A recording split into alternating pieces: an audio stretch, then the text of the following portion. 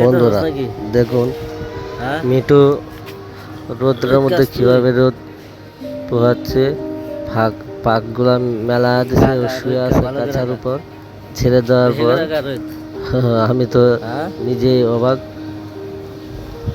ও যে এত সুন্দর করে রোদ পোহায় আমি আগে জানতাম না, হঠাৎ করে ছাড়ার পর বুঝতে পারছি। আর ওর বিষয়টি দেখেন কিভাবে হা করে ডানাগুলা মেলে রোদ পোহাচ্ছে।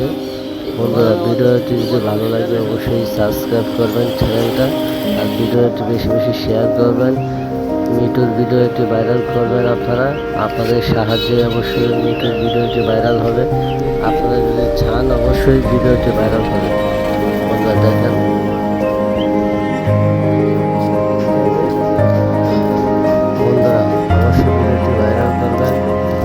আর দেখুন বাপরে মিঠু মিঠু আয় হাতে আয় হাতে আয় হাতে আয়, আইবি না তুই এবার কি করস তুই কিরে?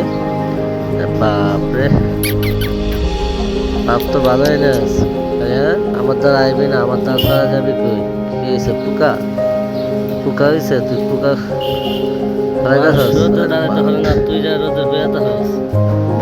পাকনা মেলা তুই রোদ খাই যাচ্ছ দেশ পরে